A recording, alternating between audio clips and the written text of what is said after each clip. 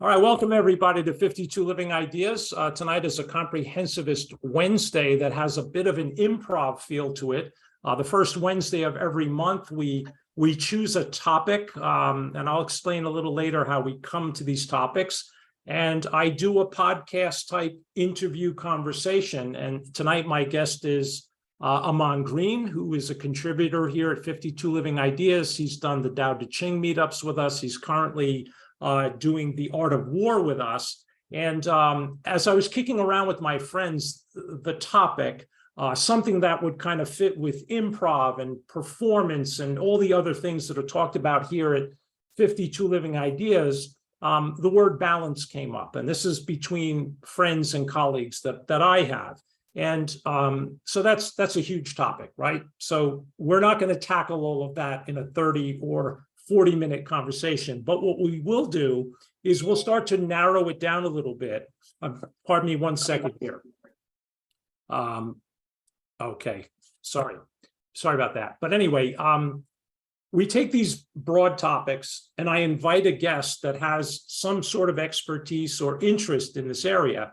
And when it came to balance, and Amon, I don't want to give the whole bio here, but I want to make sure I have a couple of things right.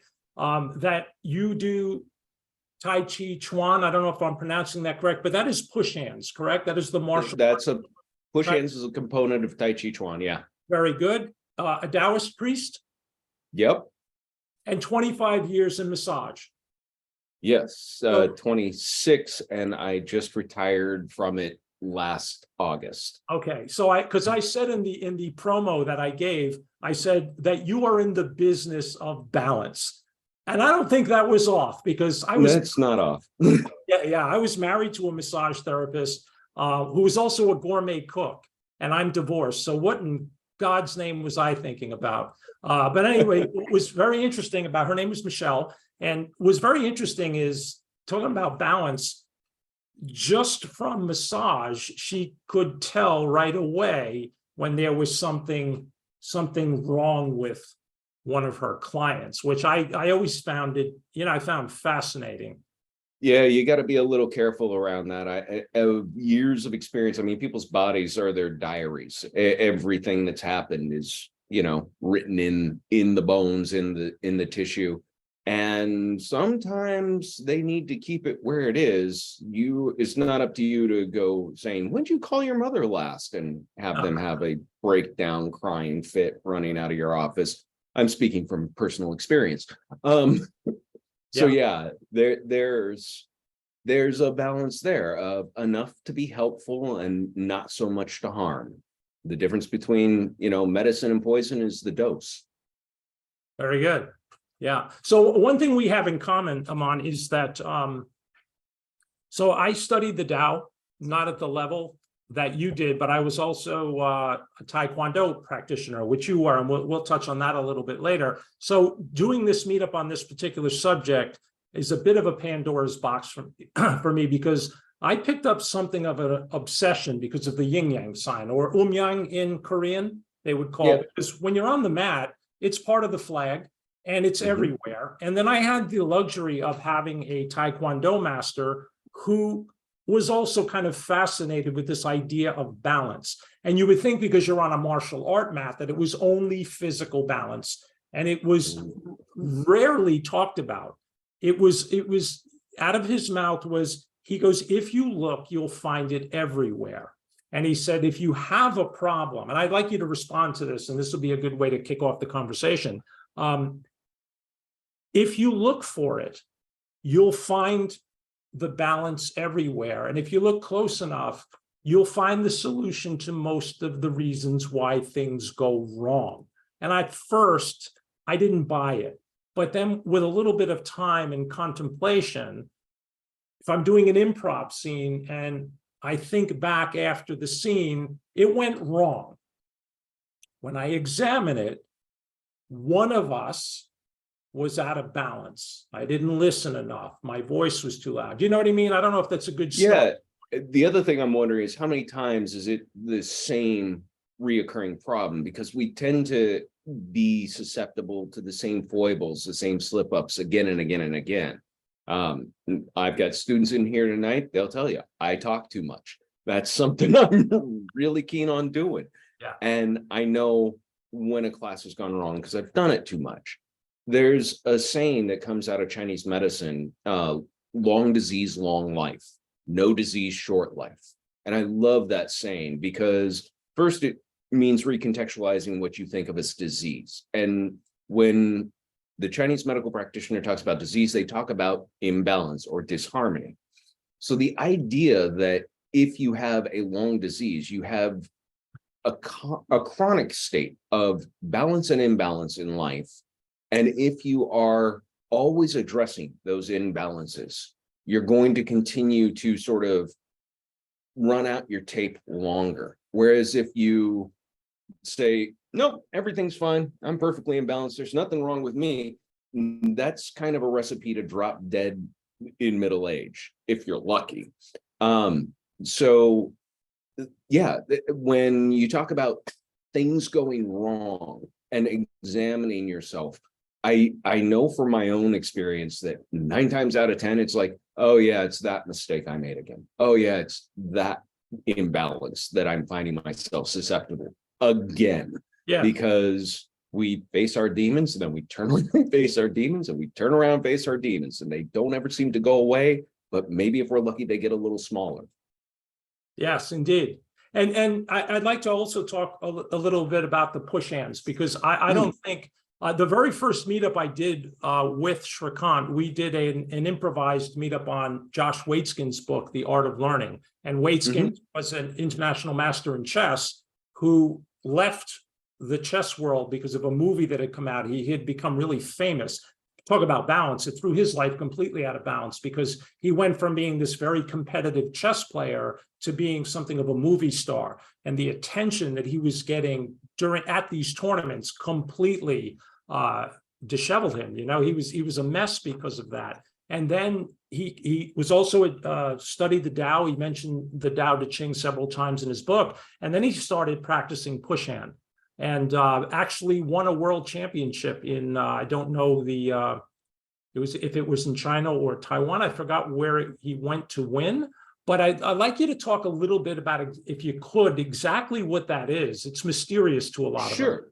Sure. So Tui Shao, which is the exercise of push hands, is a cooperative partner exercise in Tai Chi that, with time and practice, can be escalated into a competitive exercise.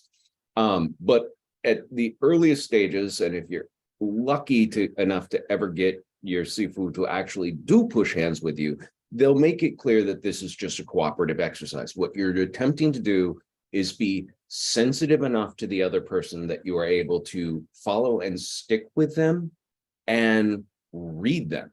It kind of like what you were talking about your ex-wife's massage skills. You want to be able to read that person's body. Are they double weighted, which is a fancier techno way of saying is all their weight on one foot, and that makes them really imbalanced? Are they overextending? Are they holding tension somewhere in their body that I can exploit? Because at the competitive level, then you start attempting to exploit those idiosyncrasies in your partner. And usually at first, it's just a gentle little shove, just a friendly reminder. Hey, you're off balance there. Hey, you're holding tension there. Hey, loosen up, soften up, relax. But when you get into competitiveness, it's two people who've hopefully gotten good enough at this that at contact, they both, for all intents and purposes, the expression is disappear. And I felt this pushing hands with my sifu, and it's really haunting to this day. They disappear, and what you're looking for is for them to reappear and use that as a point of attack. Tui Shao becomes San Shao, which is actually a physical, you would recognize it more like a boxing ring or a kickboxing ring, where two people are actually slugging at each other. And most people who see that don't look at it and go, think Tai Chi. They're like, that's not Tai Chi, that's a competitive sport. Yeah, it is, but it's still on the continuum of what Tai Chi is designed to teach and learn. There was a kickboxer for years, a guy named Kong Lee, ironically, who was one of the best in his weight class, and he was a Sanshao fighter, and he just dominated in the ring because people didn't know how to sort of deal with his unorthodox style and his techniques and strategy. And he had a spinning scissor kick that he would take people to the mat with again and again and again. Just because it was one of those techniques where people were like, that doesn't work in an actual competition. He proved them wrong. No, it does. But you need that sensitivity. You need an understanding of your opponent, and you need to have the years of sort of precursory practice to make a Hail Mary play like that and know that it's going to work. And he was one of the best at it. Wow. Glad I never stepped in the ring with him.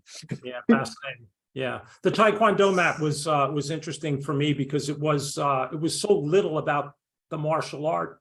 Eventually, for me, it was much more about learning about balance and how this guy, we called him Master Na, and how he got me to find it in other places. And that's one of the things I'm hoping we can talk about later with everyone, which I didn't mention at the beginning. So Amon and I are going to chat for about a half hour or so, 40 minutes, and we're just going to kick around some things that are going through our minds, but we're going to open it up for a solid hour or so and get feedback from all of you. So if you want to take a note or two, that wouldn't be a bad idea. Or as you're going, if you can just think about how balance is formed or exists in your life, we're going to have plenty of time to hear from you, which is my favorite part. But Amon, I wanted to run something by you that, so that little experience that I had from him, like he had me looking everywhere for imbalances. What happened to me was, if you can think of a two-pan balance, right? You just got two pans that are hanging, and it goes like this. It's just two. And what happened to me is it would start to change shape. So eventually I started to see triangles, and I'll explain what I mean by that. So I'm a teacher, you're a teacher, we're both in front of live audiences, but you are teaching at the university level? Community college, junior college. And most of my students are elementary age. So what happens if you're a trainer or a teacher, I can be teaching you to dance, to play the guitar. If it's one-on-one, that to me is like the two-pan balance. I have a teacher on one side, the student on the other, and it's necessary that we're each kind of contributing to that equation. The triangle for me comes about when you start teaching children. So what I mean by that is the student is the child. So I teach chess for a living, right? So I'm balancing the psychology of getting kids competitive, not being competitive. So that's a subset for me of balance existing, right? A whole bunch of other things that I have to balance. But the triangle is myself. I'm certainly one side of the triangle as the coach. You have the student, which is the child, which forms this part. The completion of the triangle is the parent or the guardian, because it is not teacher-student. If you're teaching a child, the component is the parent or guardian. And so what helped me a great deal there is the study of the Tao, or the study doing Taekwondo. Just constantly being aware of balance allowed me as a coach to add that third leg, where when I first started teaching, I was only cognizant of the fact that I'm a chess teacher, I'm teaching a kid. No, man, there's a parent that's involved. And yeah, they get more involved if you try and keep them excluded. Indeed. And what's very interesting, Amon, is how that dynamic could go out of balance. So for example, I would have a kid who is really competitive. Kid really wants to play chess only to get trophies or to get a high rating. You may have a parent who is maybe they competed when they were young and had a bad experience at some point, because that's a tough road to cross as a parent. And I'd love to hear from some of the parents here tonight that when you get your child and you bring that child to the point where you're going to be letting go and they're going to be competing. On the chessboard, it's brutal. I mean, there's no umpire, there's no take back, it's touch move. Right. And so what do? Do you expose the kid to the competitive aspect of chess? Well, if the parents had a bad experience growing up. Now I can coach them any way I want. I can take them competitively. I can use chess as a teaching tool. But if there's an imbalance there, the parent is like, I'm not sure I want my kid doing it, and the kid wants to do it. So I don't know if you got my point there. It's not just the two-pan balance. It gets my wheels spinning because I although I teach at the community college level, most of the program I work with is high school completion. So most of my students are in the age range of 16 and upwards to 20. Which means oftentimes there are parents involved as well. And yeah, I absolutely know what you mean about that third leg of that, what should be conceived of as a dynamic. And I say should be because there are many times that I have to tell parents, especially as those kids age from 16, 17, 18, now they're an adult. There are times I have to tell them, okay, I'm glad to have your opinion, but now you need to butt out because this is them. This is their life. And I've had this experience many a time where I've been interviewing a student, their parent is there with them. I ask them a question, their parent answers forever and ever and ever.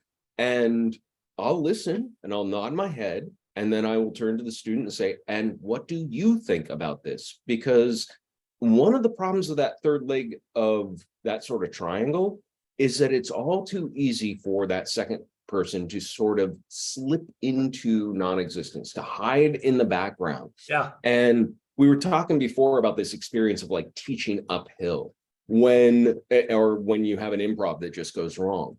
And a lot of times what I find goes wrong is when somebody is desperate to fade into the background and they've been used to being allowed to because they have such a vocal advocate.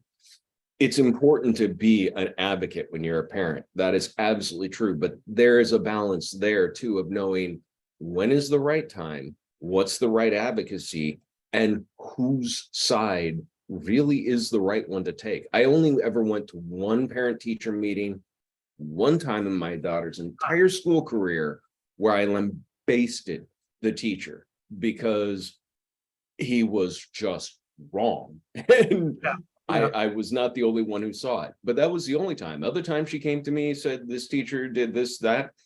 I listened, I looked, at the material, I took it into advisement. I said, well, you get to learn the valuable lesson of how to deal with a difficult teacher, and you'll have more than one, and you should get good at navigating that because it's a skill that's going to help you later in life. It's not always a good idea to advocate for comfort. Sometimes it's actually good to advocate for discomfort because it won't kill you. It's going to be a miserable school year, but it's not going to kill you. And if you make it through here, these are the challenges that make your character. Yeah, that's very interesting because the again, if you spend enough time focusing on balance, or because I mentioned in the promo, if it was just a question, if I'm a yoga practitioner, well, obviously, so there's a ton to talk about in yoga about balance, right? Or the Tao Te Ching. If you're studying anything that is balance based, do you eventually develop a sort of skill that can be transferred out of that? So I'll give you a quick example. So I'm very sensitive when I'm improvising in front of a live audience to the need of the audience. In other words, had I not been studying balance through the Tao or through Taekwondo, I'm not so sure I'd be so sensitive. So what I mean by that is, if you're learning a craft, and let's say I'm an amateur improviser and I'm taking classes and I'm working on the craft. When I get on stage, now there's a problem because there's a paying audience. Now they're not paying there to see me. I'm a small part of a show, but they are paying. They are a paying audience. So there's a dilemma. The dilemma is, where is my allegiance? Is it to my ego? Do I want to appear in front of everybody as being funny and part of the group? Is my allegiance to my scene partner or the troupe that I'm with? Or do I owe something to the audience? So there again, there's almost another triangle that's going on there, because sometimes you can have a disagreement with a fellow improviser because they say or they feel that your allegiance should be more toward the craft.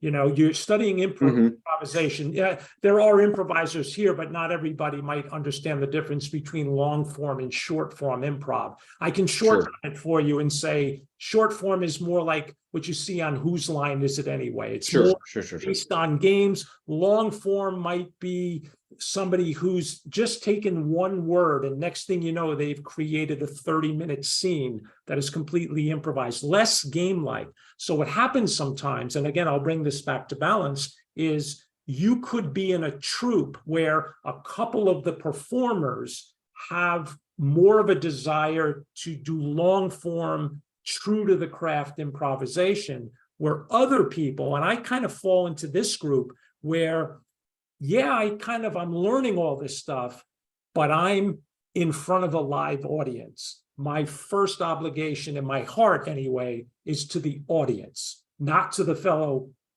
improvisers. I absolutely agree with that. There's actually a Tai Chi expression, which goes back to this push hands, and I'll tie this all back around, but there's this idea that is said all the time in training: invest in loss.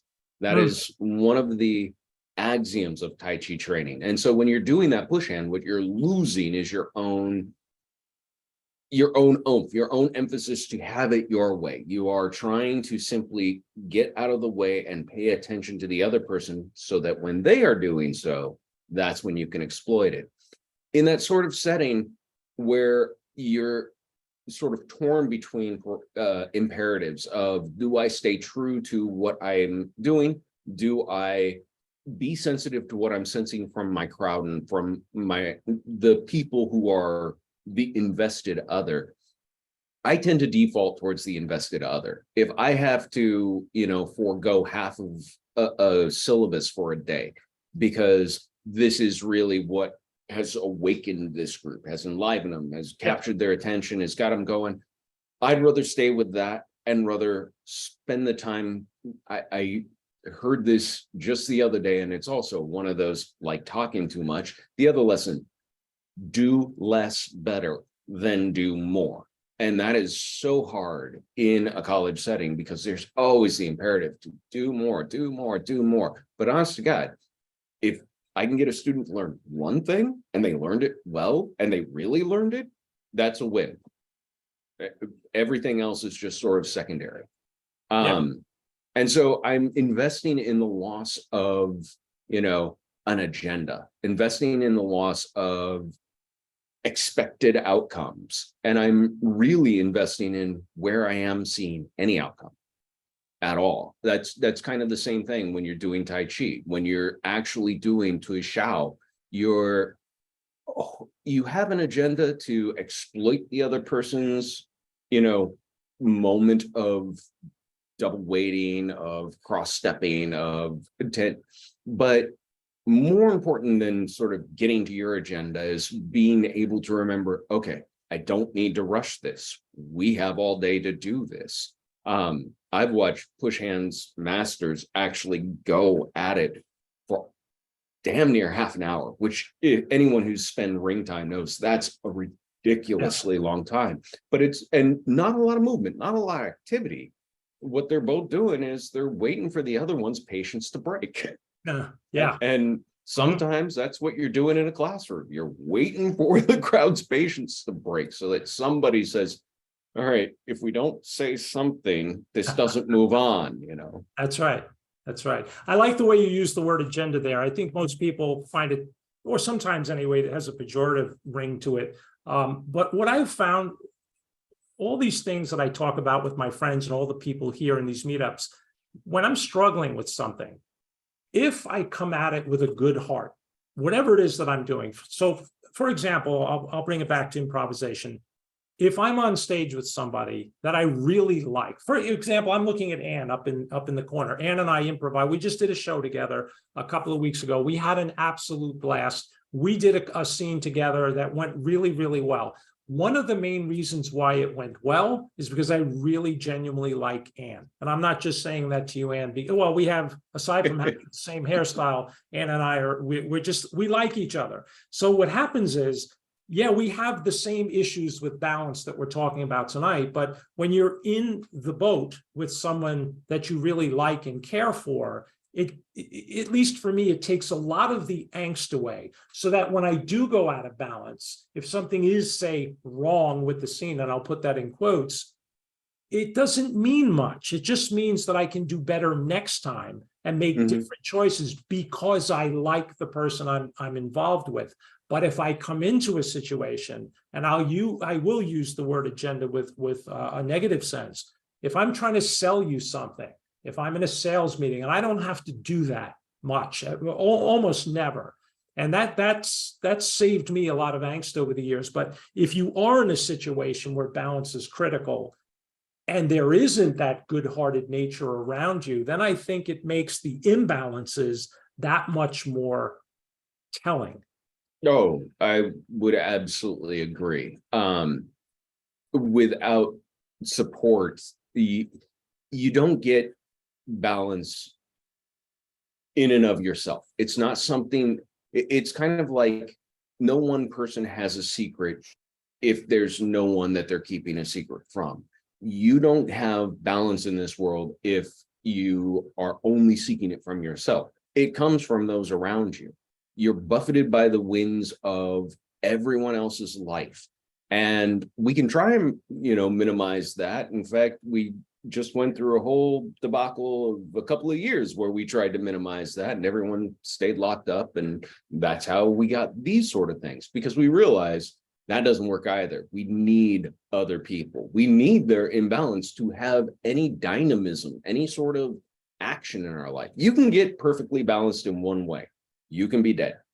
There's no imbalancing that state of affairs. When you are dead, you are perfectly balanced. And so what? You're also perfectly boring. That's great. It's funny how you brought that up, because it's a perfect dovetail to the chessboard that's behind me. So chess, you don't have to be a chess player to know that when the game starts, everything is in perfect symmetry.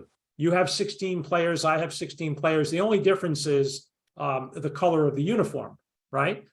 The action, because you just opposed it or couched that way, that without some sort of imbalance, there's no action. So there's a positive view of that, because we kind of need a little bit of, drama in our life. We need that little hurdle on the chessboard. If you don't have an imbalance, in other words, if the pawn structure is symmetrical, you have two bishops, I have two bishops, your king is on this side, my king is on this side, there's nothing to do but wait.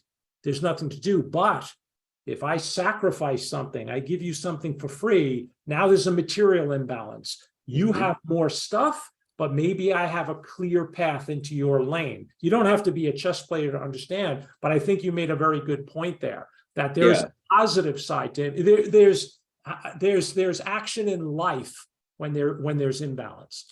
Yeah, the whole process of living is the process of imbalance and refining balance. It's dynamic. It's kind of that image I was showing you at the beginning. Actually, if you don't mind, I'll share it. Yeah, it's a good time. Yeah, pop it up, sure. It helps to sort of illustrate. This is from a presentation that I give, but this is one conception, and I blame it on the Confucians in this presentation, but this is one conception of balance. Everything in its place, a place for everything. It's very pretty. It's very stagnant. It's very dull. Life looks more like this. And if you've never seen a water spout in action, they're basically a tilt-a-whirl of imbalance, constantly correcting, constantly finding a new point of rebalancing. This is a different way of approaching the idea of imbalance and balance as dynamic. And that, to me, really is what the yin-yang symbol is trying to get at, is that this is process, not a finished product. You'll never get to where you have absolute, stagnant, perfect balance unless, again, you're dead. And then you don't have it.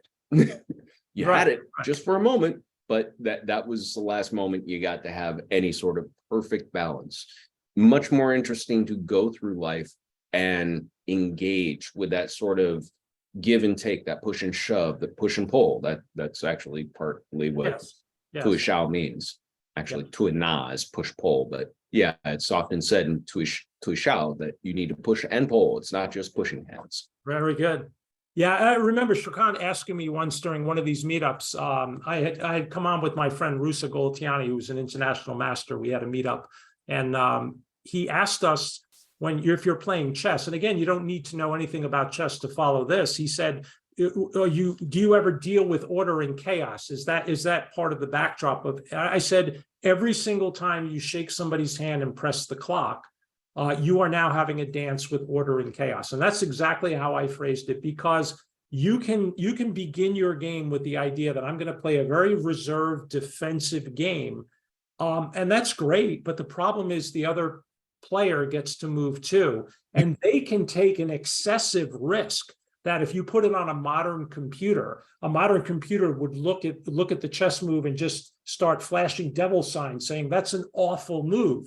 But the problem is the human in the moment has to react to the move that your opponent played. So they play this chaotic move, especially if they know your nature. If they know that you tend to be a more reserved player, they're a chess player, and every sport does this, right? If there are tennis players, I mean, what happens if I find out you have an imbalance in tennis? Like you have a weak backhand, it's going to... But the funny thing is that you mentioned this about sports, and one of the old sayings I heard years ago is that a football game with only one team is a marching parade. There's no game. Right. You don't have any of these sort of activities without competitor, without imbalance, without some strife to work against, because otherwise you're sitting at a blank board staring at pieces thinking how lovely they are in their little positions. Correct. And there's no action there. There's nothing. Life is meant to have both in imbalance and balance, inactivity and activity. The yin and the yang of life are omnipresent. And the funny thing is that we really, if you don't seek balance out, it will find you. There's just no way around that. Try staying up for 3 days without sleep to do whatever you're going to do. On day 4, I promise you, something very yin is going to happen to you. You're going to slip into a coma. Right. And this is true, of anything. Ignoring something or wishing it were otherwise. I mean, it's wishful thinking, it's hopeful, but it really doesn't equip you to address those imbalances when you see them in the most beneficial and constructive way. And like I said, I just got a hefty dose of this lesson that if I'm not going to seek balance, it's going to take me out. And I'm going to need 2 days of bed rest before I'm ready to go again, because you can't burn the candle at both ends constantly. Yeah, that's excellent. That's excellent. So I'm going to close it up because I want to get everybody on board in the conversation. Sure. But before I do, I just want to know your thoughts on something that I put in the I guess in the promo, that if you're studying something and practice, I think is a better word, like yoga or Tai Chi, and you're doing it seriously, and you're kind of honing or increasing your awareness of balance, do you think, and this is, I just want your opinion on this, other people can chime in later, that number one, can it be honed?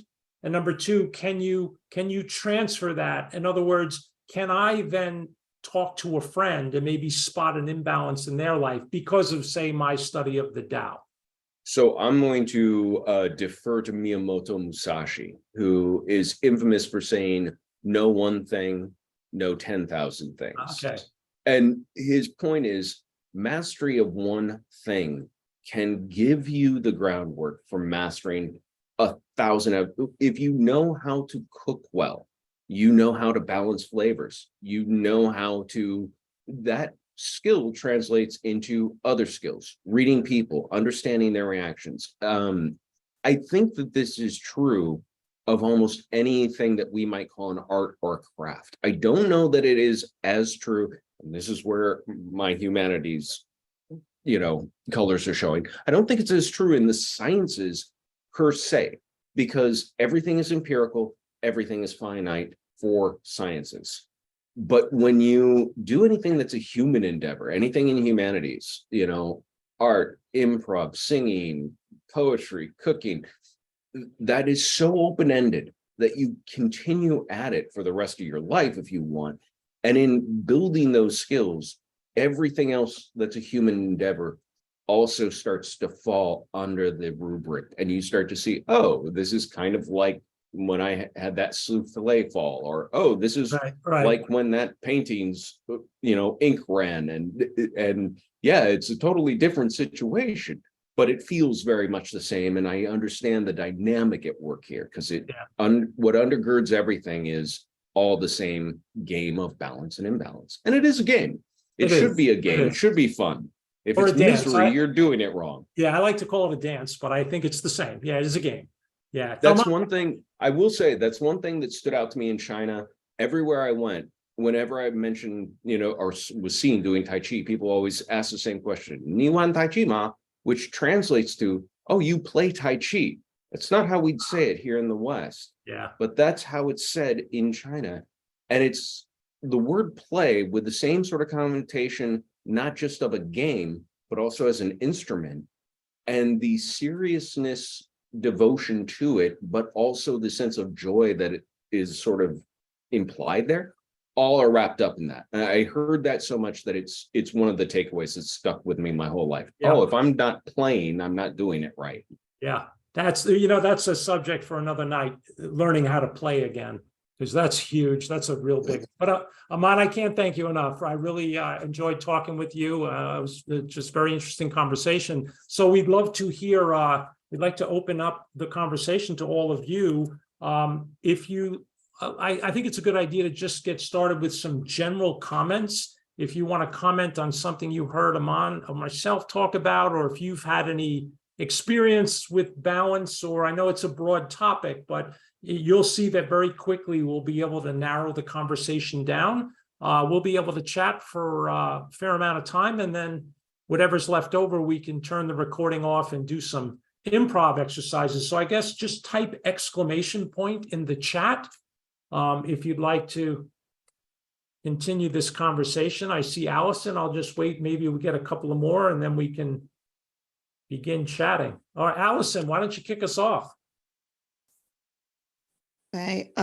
One thing that I was thinking about was I had a ballet teacher one time who said something that I never forgot. He said he saw, I think it was May, falling out of a balance. And he said, he's like screamed, "Stop, stop." He said, "Never let yourself fall out of the balance." He said, when you're trying to fall out of the balance and trying to go back up and start over, he said, a balance is like life. You can't start over. You have to take whatever you're handed, and then you have to right yourself. So when as you're like careening off, fight really hard to regain, your balance. And I just thought it was like a really great metaphor, and I've used it for many, many years in teaching. But it's just so true that it's balance is a really interesting thing, because they say that as dancers get older, the first thing that goes is flexibility, but the thing that increases with age is balance. And it's because as we get older, we get calmer usually. And in that calm, you can feel the balance. But balance, it's such an interesting thing, because it's, that water spout thing was really, really accurate, because even when the point where it was curved, the balance was actually going through the top and the bottom, like a straight line through it, with part of it going out to the side. And that's kind of like what a balance is like, you're just playing with it really, to get it back on balance. But it really, being calm and listening to your body is the main thing that helps you to get it back in place when it starts going off. Those are just some general thoughts I had. Yeah, I'd agree with that. I'd also say that if you've gone off balance, you've already found one extreme, and the correction may be another extreme, or it may be just a subtle twist into the fall. If your balance went off and you were guessing at whether or not to cliff dive, well, you're cliff diving now. So you might as well get in a good landing position and not belly flop. Very good. Thank you, Allison. Next up is Anne. I was taken by your discussion of the parent, teacher, student triad. Now, I don't have children myself, but as probably one of the older people in the group, when I was a child, if we were punished for something at school, and I went to parochial school, we would not even tell our parents because they would come down on the side of the parent every single time. Now, my sister spent 15 years running a community college and retired about 10 years ago. And that's where the shift had really happened. She always referred to her students as the whatever generation, because the parents were taking such a lead and the students were taking very little. And so I'm fascinated by the shift that's happened over the years where those parts of the triangle have really turned around. Yeah, I wish I had some panacea to say this is, I don't think that the sort of 60s, 50s, 60s model of, oh, you got in trouble at school, well, come here because you're going to have to take a whooping too. And Yep. then, Yeah. that's overkill. And that definitely didn't do great for a generation. But also we have this expression of bulldozer parents. It used to be helicopter, but now bulldozing, literally pushing everything out of the way so there's a smooth road. I don't know when, how, why that became a thing. I have a theory, but it's just my theory that the idea of zero tolerance leaked far and wide. It didn't just stick within the narrow lane that I think educators wanted it to be there for. And now it's infected to zero tolerance of anything intolerable, full stop. Yeah. I went to a parochial first 10 years through ninth grade, kindergarten included. And in second grade, we had one lay teacher. Her name was Miss Polero. And on my dad's grave, this is a true story, she was doing an anatomy lesson with a pointer and very loose, second grade, third grade, I don't know, I was very young. And she points, so, okay, let's start with where the brain is. And I said what I thought was under my breath. My mom said, my brains are in my ass. What? Now, I know that sounds like a punchline, but in this would have been 1960, 1968. That's how parents talk to kids. My mother would constantly say to me, where are your brains, in your ass? And it's just the difference between how, what you were saying, Anne, about how things, discipline, et cetera. But yeah, it's very interesting. Yeah. Catholic school, I'll never wear plaid again. Yeah. Thanks, Anne. Next up, we have Mona. Yes, hi. I was, first off, I was very interested in this discussion, and I thank you both very much. I took quite a bit out of it. I also have a kid who plays chess, by the way. Oh, nice. Great. But I'm not one of those parents who would interfere. Yeah. I just wanted to say that it struck me this sense that the balance could become a thing, like everything has to be in balance all the time, and that's actually not very realistic. And I have this quote that came to mind. It's from this book, The Women Who Run with the Wolves, if you know about it. And the quote says, if you never go into the woods, nothing will ever happen and your life will never start. And the point was that you have to allow things to happen that maybe will throw you off balance, but that's how you get to know yourself and how you get to the point where you experience life. Like things will happen and then maybe you will get back in balance, but maybe not. Maybe you will get thrown off again. And right. And I thought about that. And also I'm a teacher, and in my teaching, I experience often like off moments when I'm just kind of thrown off balance, like I say the wrong thing or I make a mistake or something. And then it occurred to me that with age, with more practice, I've learned to use those moments as opportunities, so that a bad thing happens, say I was thrown off balance, but then that became sort of my new opportunity to teach something else. So I wanted to throw that out there. I have to agree with you, Mona, about those horrifying classroom moments. Somebody gets upset and storms out of class or something.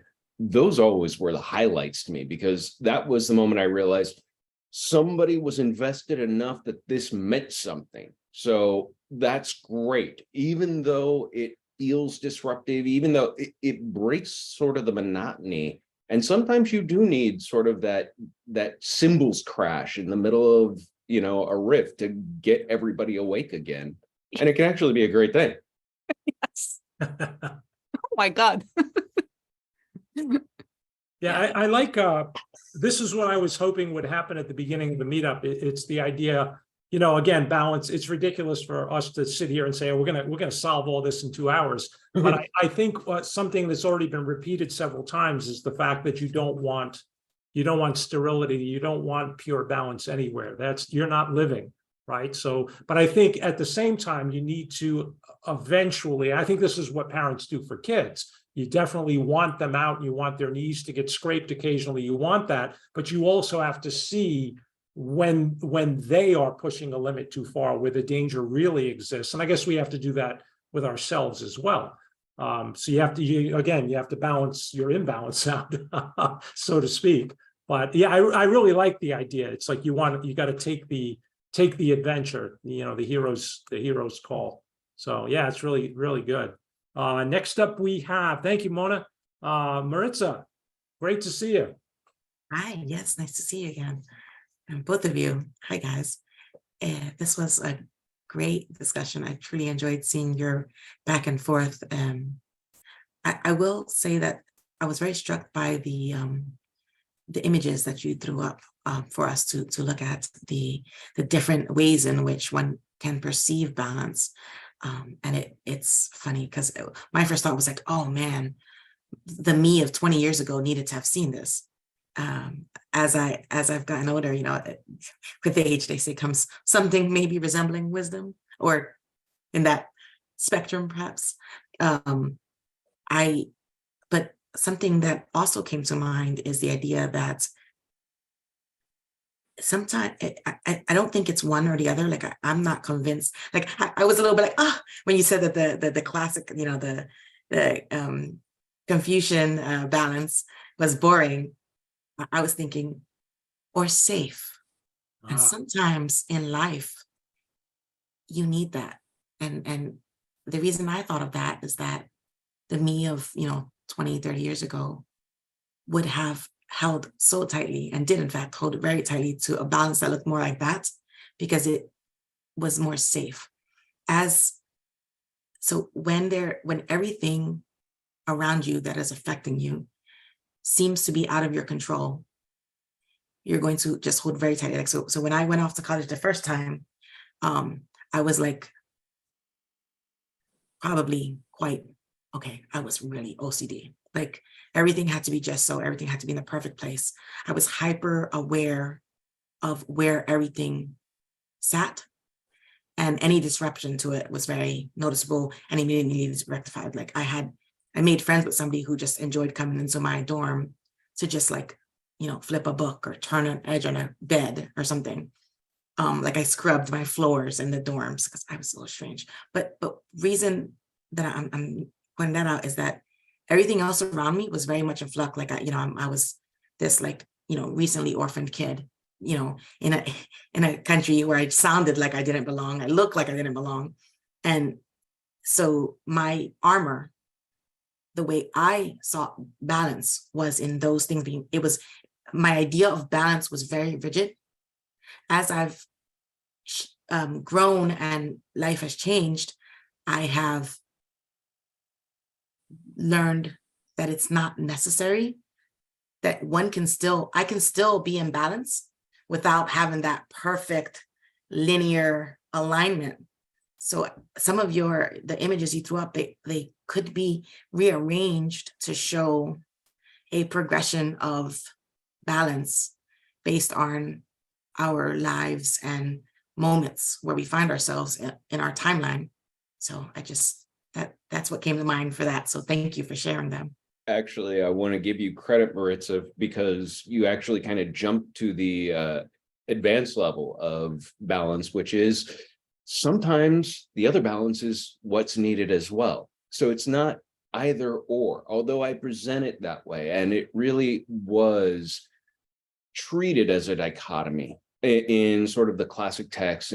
But even my, my Taoist teacher is famous for saying, we didn't get everything right. Confucians did family better. They had some things that they did better.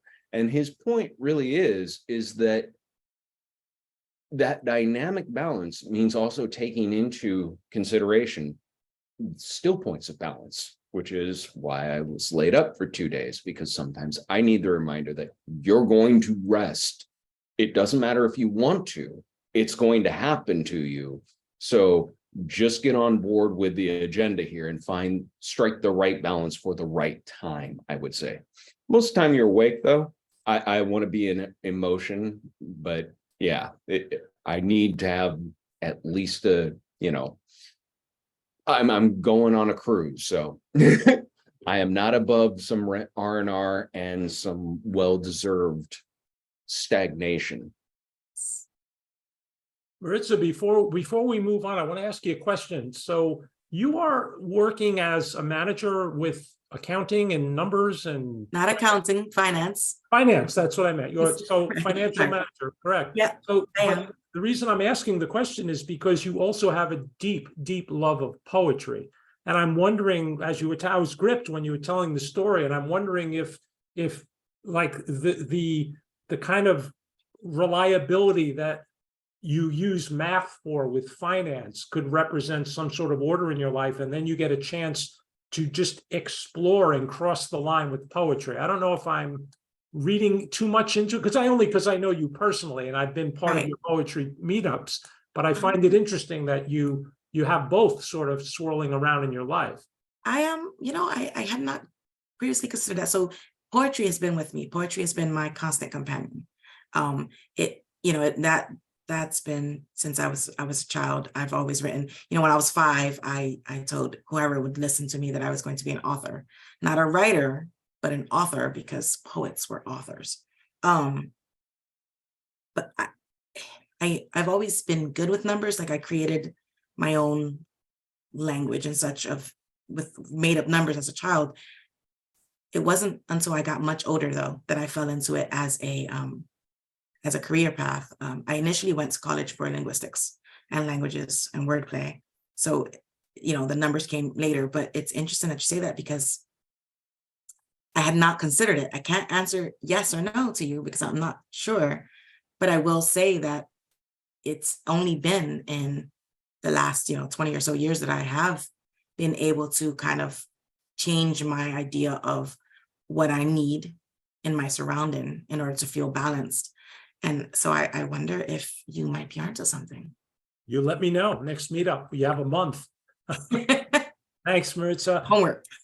Next up, we have the A-lister, Evaneek. I think the A-lister already spoke. It's Maritza. Hers You was both really get A's good. for me. I have to follow up that. So my point is really small. I was listening to the conversation. I was thinking of flow, and and when the mom was talking about balance, and and he was saying eventually either you balance it or life will balance it for you.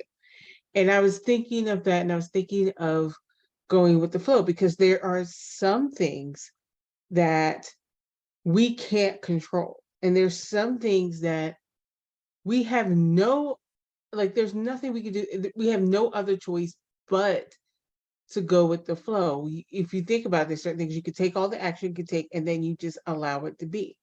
And I think Amon was talking about it earlier when he was talking about outcomes. Like we have a desired outcome when we do something, but you can't be attached to that outcome, because you don't know, for all the effort and all the energy and all the action that you may take, you may not get your desired outcome. So you can't be tied to it. So there's a certain amount of things that you can do that are within your control. Your thoughts, your actions are within your control. However, there's a certain element that's like, okay, it may not turn out the way I want it to. And then what do you do after that? And I think that's where the balance comes in, is like, okay, well, you just go with it. You flow, and it could be a balancing thing. You could think of it as balance. Okay, so it's going where I don't want it to go, but you know what? It's okay. Just kind of being okay. I wouldn't even say being okay with it, because then that's just fake. But I would say acceptance of it, acceptance that this is the outcome, that this just is the way it is at this point. And what do you do after that? You accept it and you move on. So I think the balance things goes along with acceptance and flow. It kind of works all together. Very good. Amon, are you still available for comment? I'm still here. I just have to be off camera. Sure.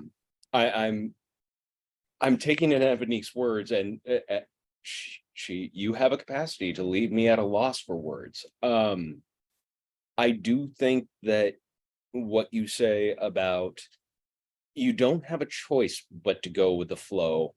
Your choice is how you resist it, how you either struggle against it or go with it.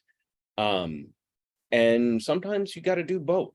There are times where the flow is unacceptable and you got to go with some kind of course correction.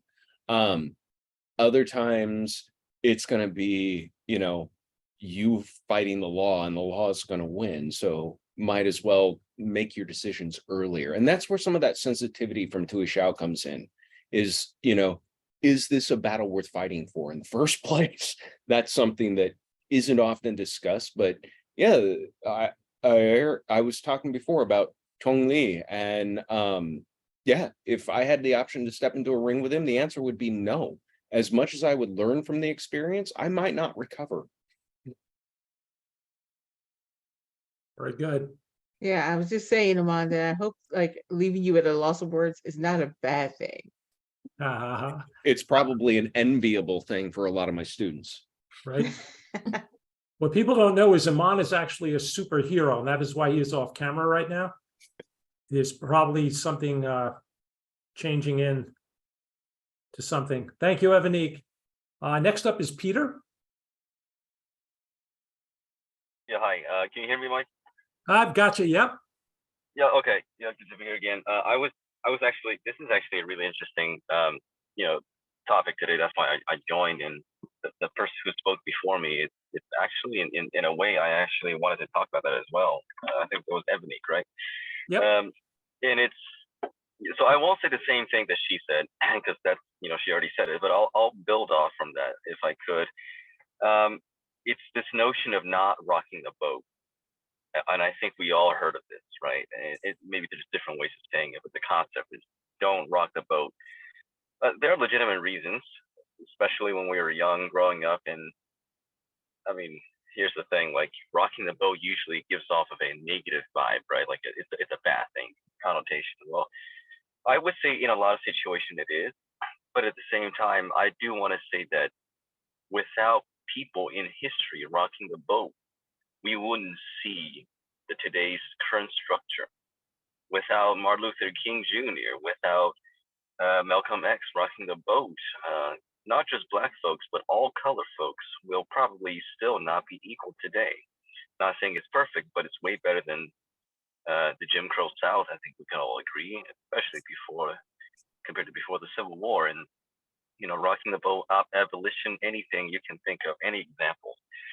And people might think, well, Peter, that may be a really big example, but you see, it all started from someone's idea. And the hard part, I think, the hard part is how to be brave enough to know that there are severe consequences for standing out, especially how you do it, right? Just say, I don't like cheeseburger. I'm going to ban cheeseburger. That's not going to be taken seriously as the civil rights.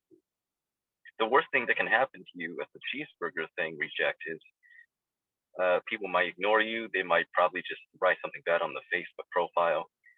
But when it comes to Martin Luther King kind of stature and his status, we all know what happened to him. He left a legacy, but not without being assassinated. And the 60s was full of assassinations, including Kennedy's. And my point here is that I understand, everything's point completely. In fact, I would say the majority of my life, I am a conformist. Not really without exception. I think we all have a choice. This is where maybe her and I are different. We all have a choice, but the difference is we all have different amount of choices. And the degree of choosing is different from an individual to another. And lastly, I'll just say this. I think it is, and this may sound like a moral high ground, but take it however you will. I think it is better for ourselves to be exposed to the world willingly, rather than building something called the intellectual safe space, which no one can critique me, no one can bully me, because in actuality, that may not exist except for therapy sessions. And I think it would be much better if I just use this, metaphor, is that I think life is like a gym. You go there to seek results, but not before you get the pain. It's like the saying that when we seek the truth, we have to face the consequence. And there is really no such thing as intellectual safe space. And I think to think one can create that is creating a false delusion of balance, when in reality, I think that is actually a very much imbalance, in my opinion. So thank you. Yeah. When you say that, don't rock the boat, it reminds me, it's one of these meme fragments that gets handed down through different thought traditions. This is actually what I did my thesis on. And there are almost always contrafactual or contra-evidentiary axioms that exist. So don't rock the boat, but the squeaky wheel gets the grease. We have these imperatives sort of built into our thought structure that tell us sometimes you got to be more this way, sometimes you got to be more that way. And we don't necessarily try and extract, their deep psychological meaning. We almost use them more often than not as sort of post hoc justification for us doing what we're doing at any given time. But I agree with you that there are absolute imperatives sometimes to rock that boat, to be the squeaky wheel, because the status quo is just untenable. Change doesn't happen until the same situation becomes incommensurate with how people exist. And that is for everyone, everywhere, in every way. We don't make fundamental changes until something we've done it so long that we've exhausted its use for us. And that doesn't mean we always make the change then, but that's the only time it actually will occur. I do think that, the arc of history is long, but is generally in a better direction than I would want it, it's in a better direction than it could have been. I would much rather live right now than I would 100 years ago, or even 200 or even 50 years ago. I agree that finding that dynamic balance is sometimes finding the balance between conformity and, rabble rousing. It's sometimes finding the balance between, rest and action. But the only way of any kind of progression is through some resistance to yourself. Otherwise, you could be in a bubble and perfectly safe, but you're not having much of a life. Yeah, very good. I'm going to jump to Fred, but before I do, I remember there was a ride at Playland amusement park here in New York. I don't know if it was the Witch's Castle. I was a kid, but it was on a boat. You get on a boat and you go around. There's things that jump out at you. And there's always a big sign before you get on the boat, right? Do not put your hands in the water. Do not stand up on the boat. Do not rock the boat. And what do? Every single thing you're not supposed to do on the list. So a little irreverence too, I think, should be part of the recipe. You know, that also fits in too. Grandmaster Fred, what say thee? You have to unmute, my friend. Can you hear me now? Now we hear you. All right, this has been absolutely terrific, absolutely terrific. I'd just like to say that I think to maybe expand a little bit, the notion of balance is a very individual thing. And in order to get your own balance, you have to understand the weights. And I think that what that takes is a realistic view of both the world and yourself. And that's a very difficult thing to do, because sometimes it's not something that can be forced. You can't wake up in the morning and say, oh, I'm going to have a really balanced day. For 2 hours, I'm going to read this book. And then for an hour, I'm going to practice Tai Chi. And then for 2 hours, if that's all forced, then it's all out of balance. So balance isn't something that has a fulcrum and a weight like Newtonian balance, but it has to be really individualized. And when you find your own balance, your own contentment, then you really achieve something. And I think that the prerequisites for that, which people have hit on, like people were talking about getting off agenda, following paths, getting excited about something. I think if we're all honest about what our real goals are, then we can find balance. I think it was Oscar Wilde who said, life is just much too important to be taken seriously. And I think that's a point of balance too. So I thank all of you for this. It's really been terrific. Thank you, Fred. Very nice. I hesitate to ever follow an Oscar Wilde quote, because yeah, there's wisdom and then there's that. I would I don't want to say take issue, but I do want to, you said something about it having a fulcrum. No, it doesn't have some sort of fixed Newtonian fulcrum, but I think a fulcrum exists in every person as to where their balance lies. And that fulcrum continuously moves throughout your lifetime. That's exactly what I was saying. I Yeah. think you misunderstood. Yeah. I said we don't have a fulcrum like that. Exactly. Right.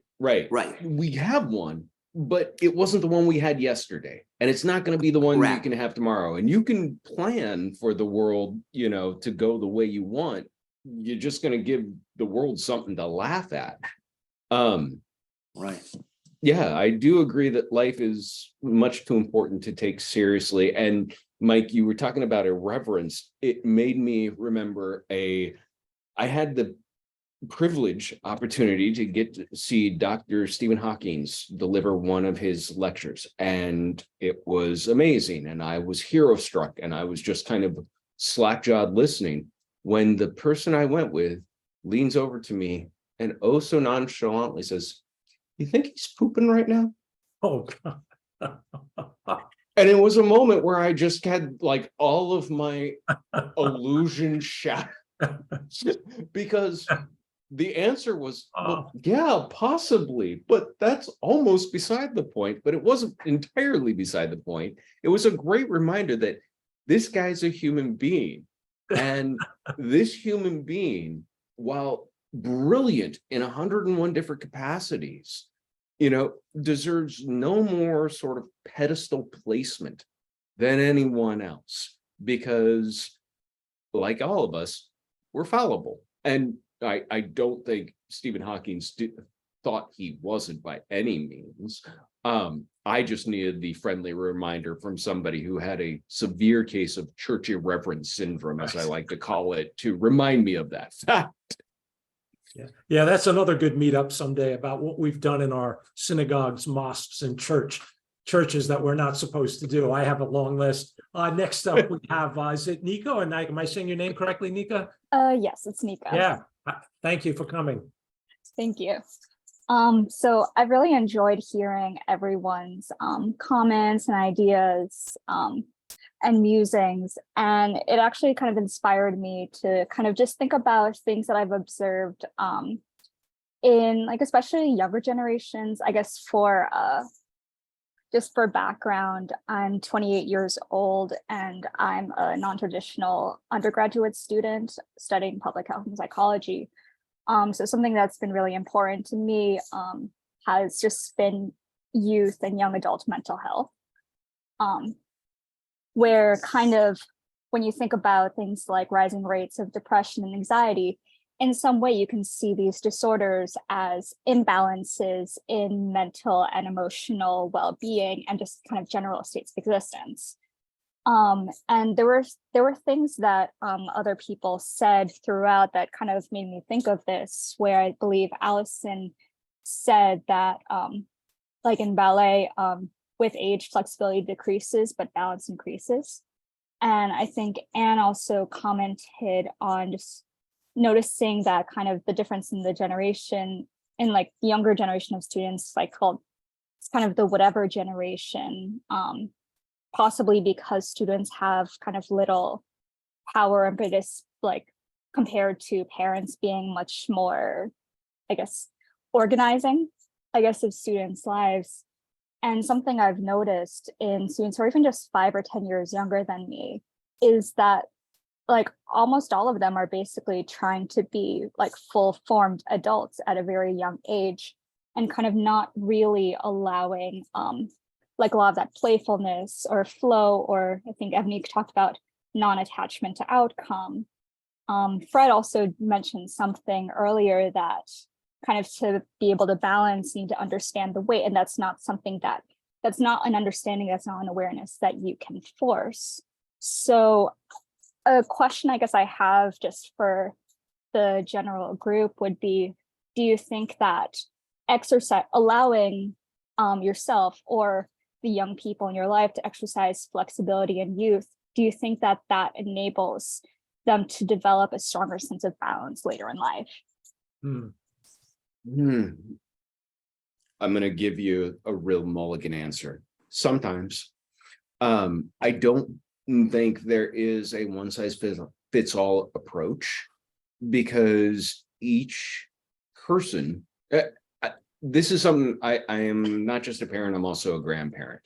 And one of the things that I tried to remember from the jump, the day I held my daughter the first time, I looked at her and thought, oh, I got a person to make now, because that's really what the endeavor is you're trying to form a person. They're trying to form identity. They're trying to form, all the idiosyncrasies of that.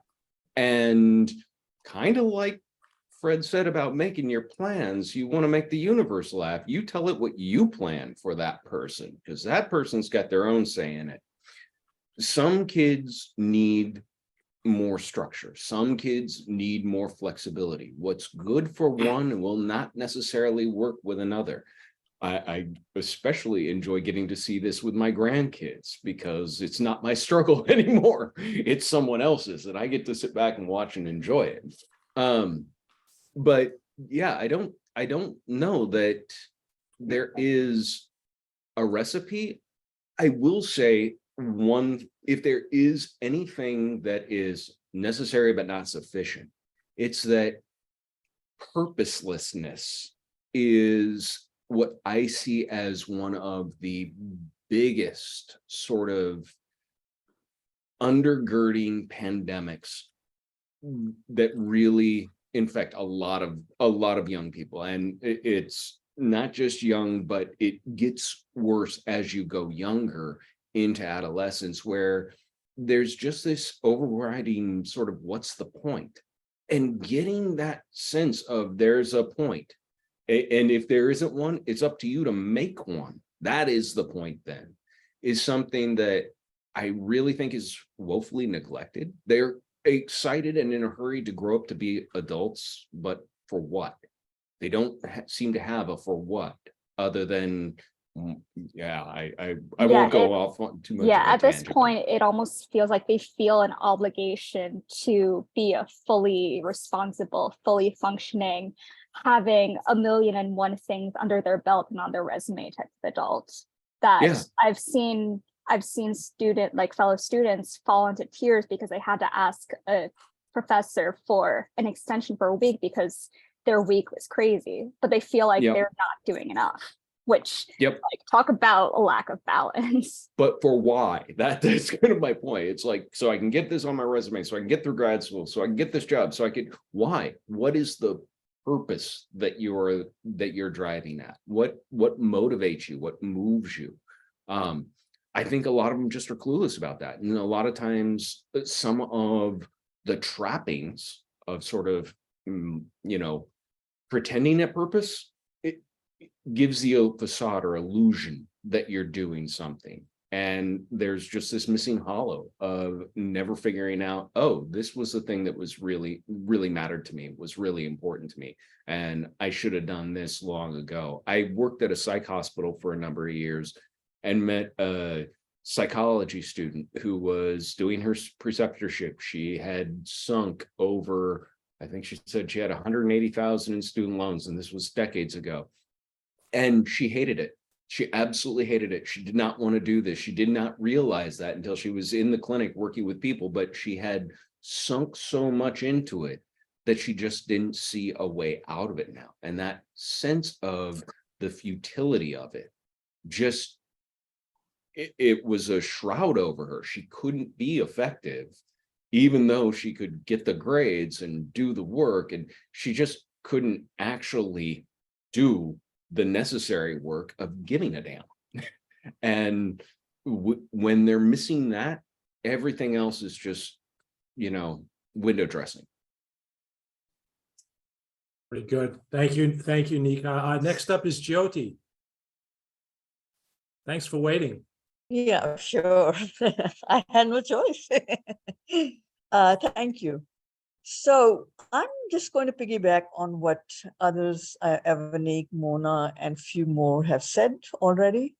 So when you live a purposeful life, and suddenly life throws a curve on you, and your whole kilter is off, and your whole family's kilter is off, and you are now in a new adjustment, that you are going to just get by, and you are going to create your own flow then, a private flow, I would say. So I guess what I'm trying to say is illness in the family or some business failure in the family, that can cause can bring off balance. And there is something to be learned from that too. I mean, it's not a good thing that you were in such a good life that you had, everything fell apart. And, there is no connection now between the external and the internal. But what you learn from all that is priceless. You suddenly acquire so much wisdom in your life. You learn coping skills in life, and you just create some kind of a flow that you never thought that you were strong enough to create. And something needs to be said about that. So sometimes I think that those kind of things happen in your life for a reason, because everything in life is not all that great and cannot be all that great. And there's a lesson that has to be learned, and that comes handy. And that does come handy. You think all those years are wasted, but those years are never wasted, because you reach a stage when everything starts falling together. Now you are at peace. And now what you learn from there is giving you some kind of meditative, peace. And you are getting very close and close to what you were thinking the life should be like. So that's basically what I have to say about off balance. Thank you. Thank you, Jyoti. Yeah, I could talk about, crisis throwing you out of balance, because yeah, that's going to happen if you're around long enough. You will get hit with the slings and arrows of life in really impactful ways. And it will do a few things. One, it'll make some of the lesser trials and tribulations before be thrown into stark relief. And two, it can be the catalyst for real amazing growth. It isn't guaranteed. It's like I said, change isn't guaranteed, but it only happens when the current situation becomes so untenable. And a lot of those crises are untenable situations. When you talk about sort of the preponderance of your life building up to something, it's kind of funny. Mike asked me to, give him a bio for this meetup today, which I just have a few that I've had to throw together for different things. And so I gave him one. And it's funny to me because when he asked me to do this, I'm honored, by the way, and I'm going to be leaving shortly, so I'm going to close out here, but I'm very honored to have had the chance to get to do this with you all. I'm humbled by it, because for me, my biography is just one damn thing that happened after. It doesn't strike me as sort of as remarkable sometimes. But I guess there were remarkable things in it. They just don't necessarily hit the bullet points of a bio for me. You talk about this crisis, and I'll tie this all back together with a nice string. I was an Olympic kickboxing competitor, or slated to go to the Olympics in 1992 in Atlanta. I got into a car accident in 1991 that left me on a cane for about 2 years. Obviously, I didn't go to the Olympics. I didn't get to compete at those levels that my youthful ambition wanted me to compete at. And I was in a funk. I did not bounce right back. I tried to get back into the ring and it didn't work. That is actually partly how I found Tai Chi. It was partly through recovery. That and how I found massage. And I came to those two things sort of organically because of that crisis. And honestly, 26 years as a therapist was a much more sustainable career than a couple of rounds in the ring would have been, especially later as the whole field moved into sort of UFC competition conditioning stuff. I probably saved my ears and my nose and my brain damage quite a bit just by taking one big hit as opposed to hundreds and hundreds of them. All of that seems to me just to be sort of the things I've done. But looking back, I can look at it and go, oh, okay, if not for that, then this wouldn't happen. And I had to start finding balances all the way through when there were disruptions, when other crises occurred. And it's never a complete project. It's always a work in progress, but I think I'm better at that work in progress now, because this is one of those things about the wisdom of ages, is that you learn how to not sweat what you don't have to. It just isn't that important anymore. And you can prioritize what really is important and have the patience to actually work at it and suffer through possibly some of the tedium and boredom involved in making that progress. Thank you guys, all of you. I really appreciate it. I do have to run. I stuck around an extra half an hour, but one of my students showed up and I wanted to make sure she got a chance to be here too. So my guys, you are welcome Thank to you, stay Amon, or for leave. your pearls of wisdom. Oh, Appreciate so it. much. Thank you. Thank you, Amon. Thank you, Amon. It was great seeing everybody who I haven't seen for a while. It was great talking with you, Mike. I will see Same you here. at the Art of War next week. Yes, You guys have a great night. much appreciated. So we're gonna conclude, I think, at least on the list that I see here, Sabrina and Becky were the only two who haven't spoke. A couple of people have lined up after, but we have to, I have to turn the recording off in a little bit. So is Sabrina still here? I don't see the name. Oh, there you go, Sabrina. Oh, I had you. I'm right here. Oh, of course, you're waiting all that time. Sure. Well, I was mainly listening, but and drawing balance as everybody was talking. But you know what I kept going back to is the balance between the family and work, right? And getting that right, because sometimes we know we get lost in one or the other, and things go out of balance there, and things suffer, and that's a hard one to keep, you know, balance all the time, because something always pulls you really hard in one direction. So you know, I've often found that you, at least in my case, I try to do it where the balance was kept in the marriage, and it seemed to balance the other things. Because, you know, when that one gets out of balance, everything else just goes away, right? The work can also do that to you.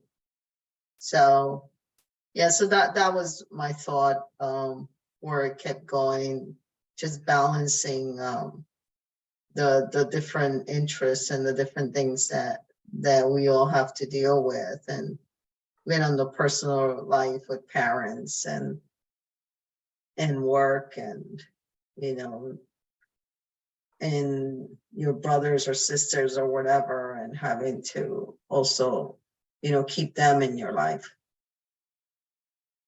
Yeah, very, very good. I think you hit on a point that Amon was saying too. Well, you talk about the importance of family and close friends, right? So I think you have to surround yourself with people who also believe that the flood is coming. And I don't mean to say this like a nihilist or, you know, a real negative view, but I think in reality the flood is coming as we age. I'm 60, so things are going to be coming for me down the road that aren't necessarily horrible, but they would have been horrible if they happened to me if I were 20. So I think in reality, we have to face the fact that a flood is coming, whether it's this big or this big. But when you surround yourself with people who also agree with that, then I think they can help you preempt some of this. Or if you get hit and thrown off balance to the point where something, you can't come back unless you have people picking you up and pushing you. So I just think in general, it's a good idea. At least I'm learning all this from you tonight, that you surround yourself with people who kind of think that way. And if it happens to be you that gets thrown off balance through no fault of your own, you have that support community, whether it's your direct family or at least some extended family that can help you at least get back on the beam, so to speak. I think I'm going to close up. I think it's Becky. Becky, are you the last one who hasn't spoken at least once? Yeah. Yeah. Can you hear me all right? Yeah. Thanks for coming, Becky. All right. I've got a lot to say. So when you were talking about balance, I was thinking about all the conversations we've had at 52 Living Ideas when we mentioned cybernetics, and that would be the art of steering. And so every time I think about it, I think of like, here is a straight line. And let's say that's the equilibrium from some time, let's say time t0 to tn, you know, just some later time in the future. And here's your path of equilibrium. And when we start off, it's like, you know, you're talking about balance of like the opposites. And so in one dimension, it'll be, okay, well, you've got something up here, you've got something down here. And so when you start off, you know, the resolution is rather low, so you might overshoot it by a lot. And as you're course correcting, you're coming back down and you might overshoot it in the opposite direction by a lot. But it's over time that you're hitting that point of equilibrium over and over, but you're really minimizing that that error that you have from where you're going to that line of equilibrium. And this was something that Fred had said earlier, but like that fulcrum, your equilibrium at this time versus that time that you've hit it, they're different. And they're different because over time, your environment has changed. So even though you're in balance at two different places, they're very different balances, or they can be very different balances. And so how do we get to that state? Like we're, number one, what was brought up was resistance to self. We naturally have our predispositions of what are our strengths. And if you rely solely on your strengths, you become so one-sided that you can't, that you ignore your weaknesses, and you eventually you're going to figure out that you can't solve every single problem out there with your strength. And so you need resistance to self in order to develop the opposite, and to continue not acknowledging that there is an opposite, is kind of like what Amon had said. It's like, well, it means that you're going to end up having a very short life, because it doesn't mean that it doesn't like issues don't exist. It's that you've ignored it. So developing the opposite is really filling out that weakness, but to get from that low resolution to high, that requires practice, and it requires good judgment to know, number one, when to be reflective enough to say, I'm out of balance. I need to be introspective, but then also to look outward and say, my environment has changed. And so that comes with practice that leads to good judgment. And so it's not a rigid rule of one size fits all. I think that's another point that that Amon had brought. It's what applies to one child, as you know, Mike, with your students, may not apply to another, and that's life. That's how there's a high demand. It's almost a calling. You need to practice judgment. And then another thing about the nuances I really liked was, like, what's the difference between medicine and poison? It's the dosage, right? So once again, it's the nuances. You need to go from that low resolution, high resolution, and in fact, if you think about it, it's like there are certain things we almost like mask. Like if I want to say my strength is being kind, and I completely avoid confrontation, because I prefer being kind. But that's another thing to say that I'm incapable of confrontation. And then so I may call it being kind, but from another angle, it's like, well, maybe you're being cowardly, Yeah. So it's all about a balance, and to even say to some to say something is virtuous is not that you're incapable of it. It really requires that nuance, mastery, and right judgment of when to and when to not. So yeah, and thank you so much, Mike, for this presentation. Oh, thank you as always, Becky. Yeah, I'm going to I was thinking ever since Nika spoke, Fred, and I guess you too, Becky, we can connect this idea of the moving fulcrum. But I'm just wondering in general because you mentioned the generational differences sometimes. And if you take somebody who's 18 years old today, they have spent their entire life, this is the second generation, at least here in the States, that has grown up completely surrounded by technology, where the amount of screen exposure. So when we talk about having a moving fulcrum, they have a fulcrum and it's developing and it's expanding and they're trying things out. But I'm wondering if there is some slack to be cut, or some consideration to think about what the young children, or say a teenager today, is growing up with, having grown up with, completely surrounded by technology. Does that affect the soil, the fertile soil that they're kind of using? So that's for another day. But I found that interesting, that because it's a tough one. You know, I teach young kids, and I've seen, it's over 30 years, it's 32 years now, and I've seen a massive shift in you know, that little fulcrum that's forming in these kids, as it was, say, 30 years ago. But anyway, I'm going to close the recording.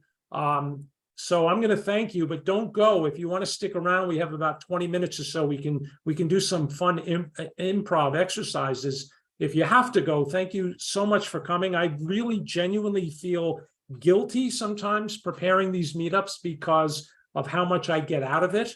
I basically just find a topic, find somebody interesting to talk about the topic, and I sit back and reap all the rewards. So that's fantastic. I don't have the list of 52 Living Idea events that are coming up. Evanique, I don't know if you have them. I will say that I highly recommend some of you to come try the Monday night meetups that Maritza runs, the poetry meetups. And my schedule didn't allow me to do that, although that will change in the summer. We've even done some improv there, and that's been amazing.